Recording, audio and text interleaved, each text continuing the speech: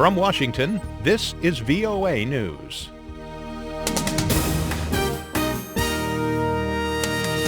I'm David Byrd reporting. Afghan government officials say that reclusive Taliban leader Mullah Omar is dead. Abdul Hassib Seddiqi, the spokesman for Afghanistan's main intelligence agency, said that the Taliban leader died in a hospital in Karachi in 2013. However, he did not say why Mullah Omar died.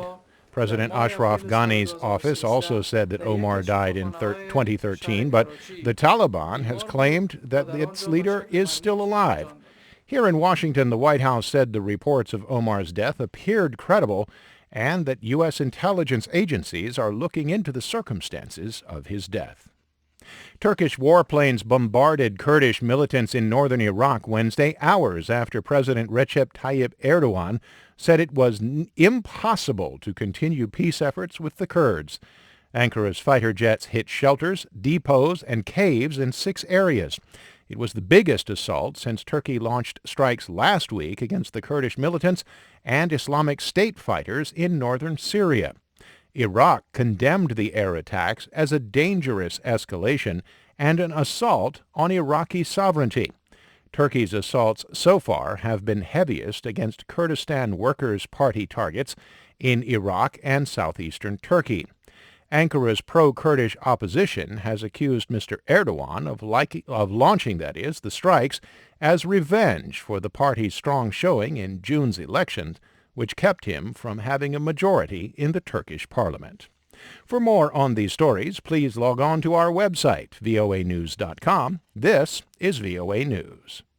U.S. lawmakers pressed top administration officials Wednesday for details on the international inspection regime that will enforce a landmark nuclear pact with Iran. Senate Armed Services Committee Chairman John McCain vented his frustration at Energy Secretary Ernest Moniz over Congress's inability to review agreements between Tehran and the International Atomic Energy Agency. First of all, I personally have not seen those documents. Which is astounding, to be honest with you. That is absolutely astounding, that you have not seen the documents that about the requirement for verification. All I can say is that the agreement requires their cooperation with the IAEA, and this is the standard practice of the IAEA. Senators of both parties also pressed the secretaries on Iran's financial windfall from sanctions relief stemming from the nuclear pact and its desire and ability to use new revenue to buy weapons. The Republican-led Congress has less than 2 months to review the nuclear accord. The votes could come in September, and both chambers are expected to reject the deal. President Obama has promised to veto any legislation that overturns the agreement. A 2/3 majority in both houses of Congress would be needed to override a presidential veto. Desperate migrants once again rushed the Eurotunnel terminal in Calais, France, in a renewed effort to get to England Wednesday.